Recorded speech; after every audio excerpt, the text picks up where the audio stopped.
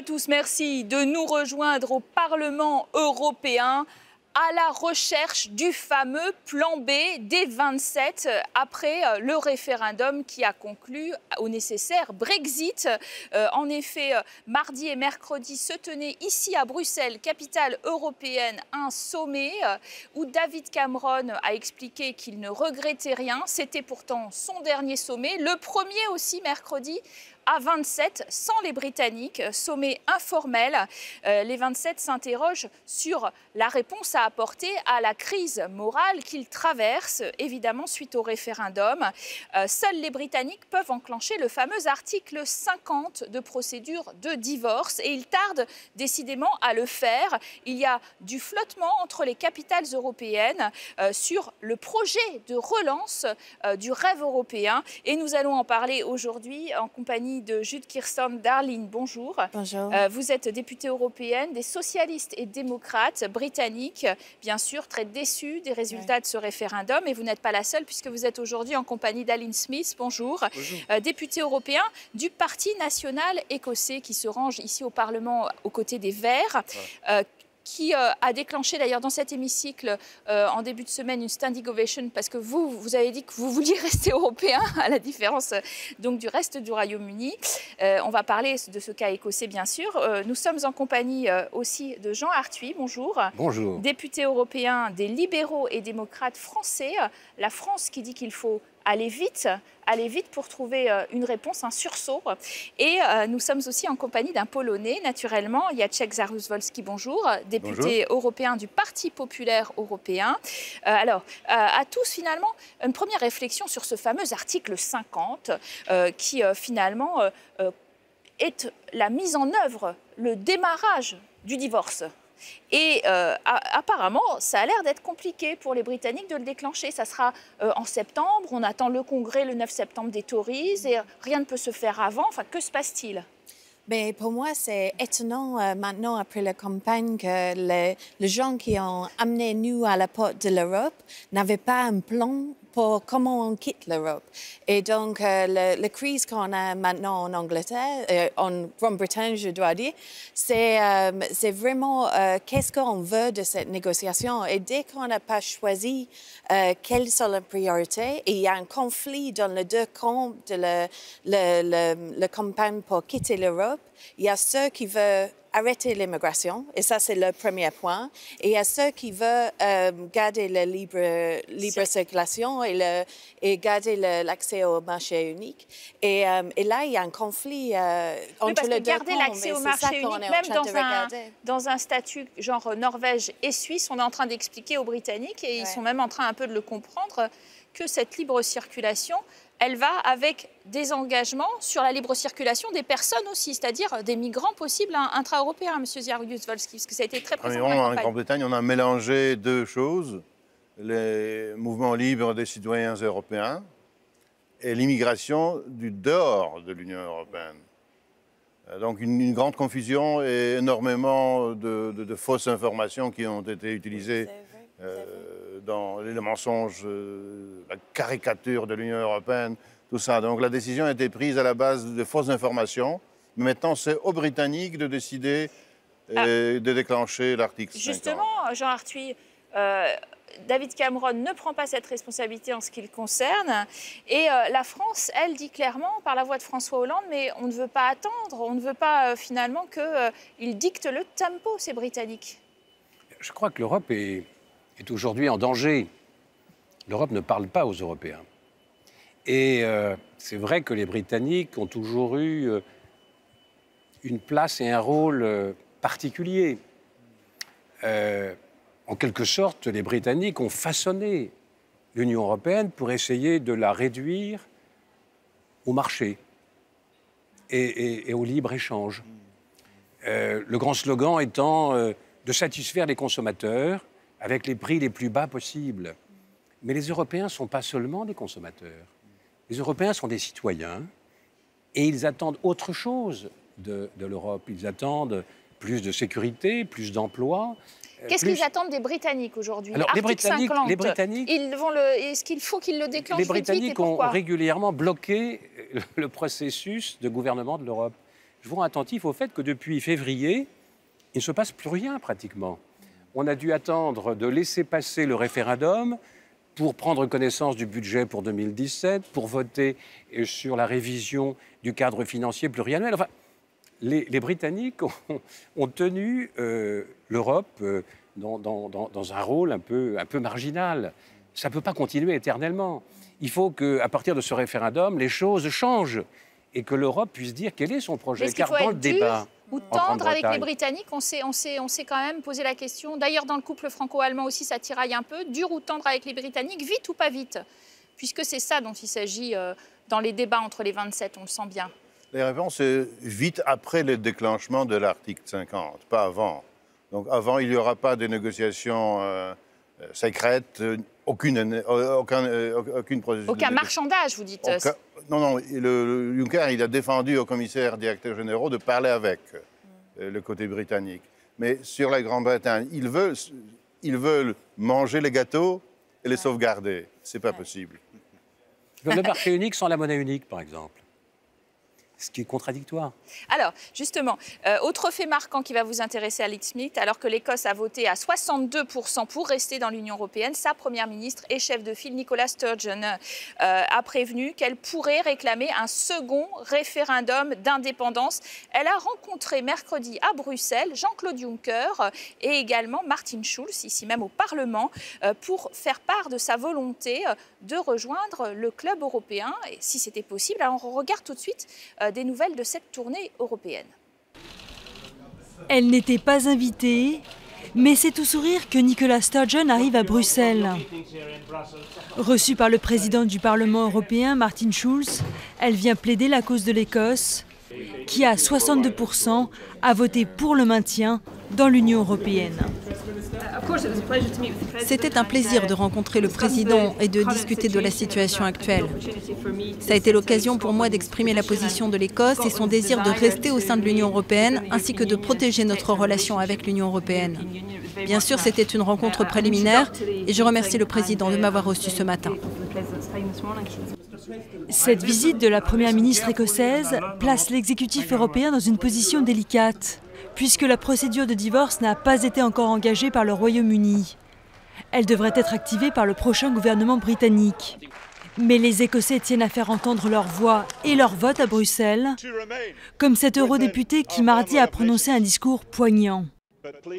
S'il vous plaît, rappelez-vous de ceci, l'Écosse ne vous a pas lâché. Alors s'il vous plaît, je vous en supplie, chers collègues, ne laissez pas tomber l'Écosse maintenant.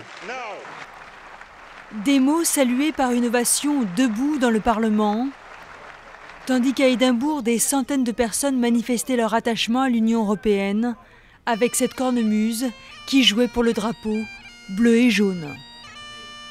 Alors, Anne Smith, on a vu que l'Écosse avait rejeté en 2014 son indépendance à 55%.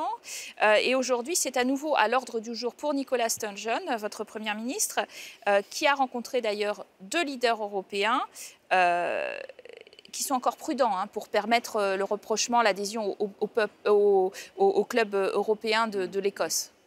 Absolument. Maintenant, c'est un désastre. C'est un désastre. Après le référendum britannique, comme vous avez tous le même avis, c'était basé entièrement sur des fausses informations. Ce n'est pas notre politique.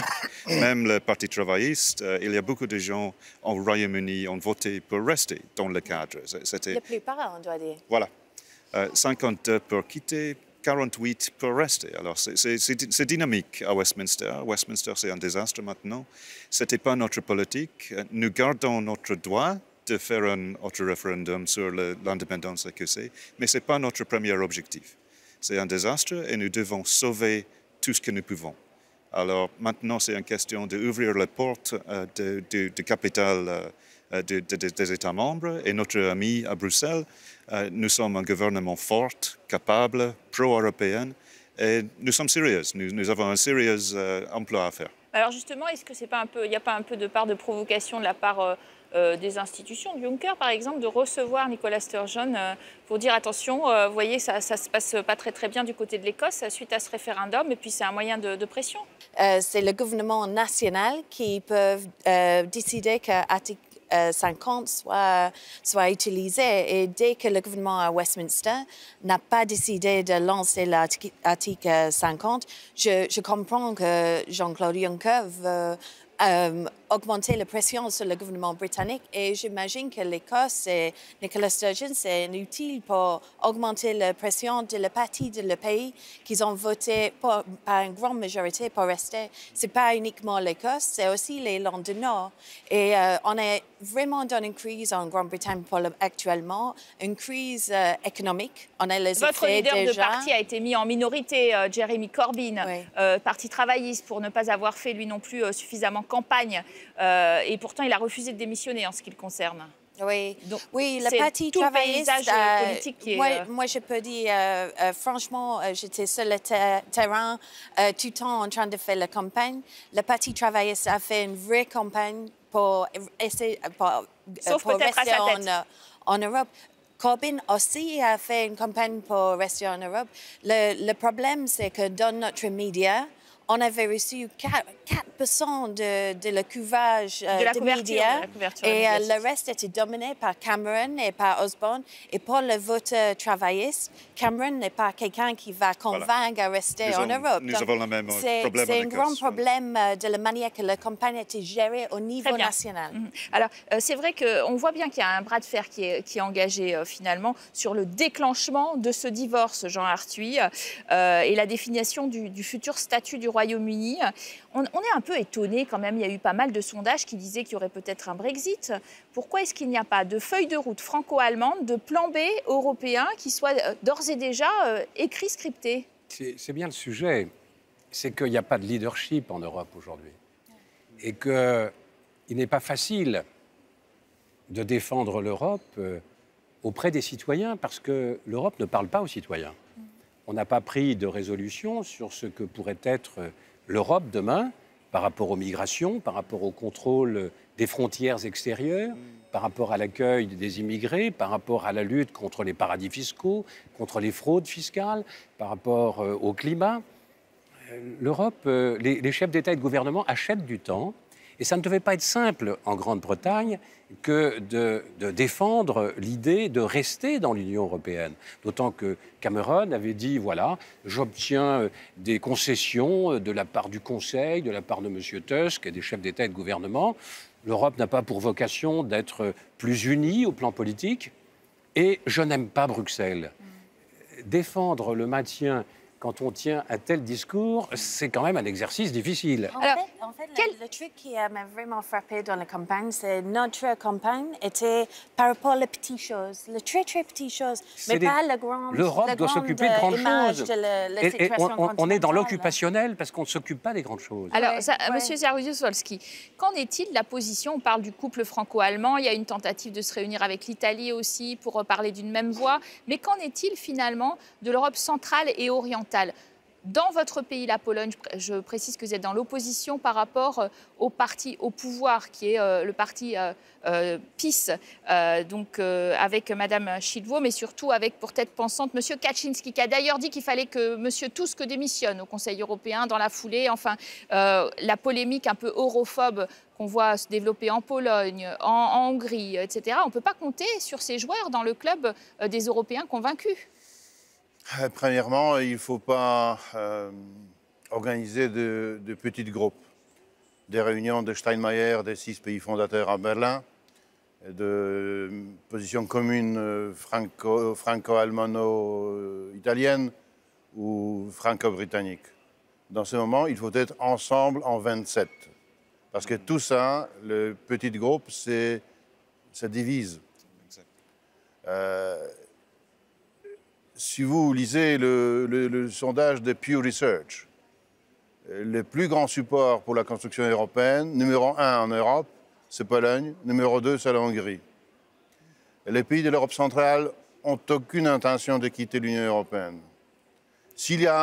Ou d'organiser des référendums. S'il y a des dangers, je le vois aux Pays-Bas, en France et en Italie. Contrairement à ce qu'on pense, à ce qu'on dit dans les médias. La tendance dangereuse, c'est l'Europe occidentale. L'Europe centrale est très attachée à l'intégration européenne. Oui, il y a des réactions nerveuses. Oui, il y a des différences d'opinion. Mais ça ne touche pas la sortie. Aline Smith, ça ne touche pas la sortie. Mario Draghi a redit que les conséquences économiques semblaient moins graves que prévu à la suite de ce Brexit qui a quand même beaucoup secoué les marchés dans un premier temps. Est-ce que eh bien, les autres, le club européen, a intérêt que ça se passe le mieux possible ou pas vraiment finalement? Il ne faut pas donner l'exemple d'un pays hors de l'Union européenne qui serait trop heureux. La crise économique, c'est toutes les choses. C'est la base de tous les problèmes. Il y a beaucoup de gens dans tous les pays européens qui sont absolument en colère avec l'établissement. L'établissement européen, l'établissement d'État, l'établissement partout. Et c'était cette colère qui était, le boîte de Pandore était ouvrie. Avec absolument, c'était un choix. Les partis qui veulent quitter ont commencé avec les boîtes de Pandore, mais c'est un danger pour tous les pays européens. Merci à vous d'avoir en tout cas très bien traité ce sujet. Merci à vous de nous avoir suivis. Vous restez en notre compagnie. Nous recevons dans notre seconde partie pour grand invité le secrétaire d'État aux Affaires européennes de la France, Harlem Désir, pour continuer bien sûr sur ce sujet très important du Brexit. A tout de suite, juste après la pause.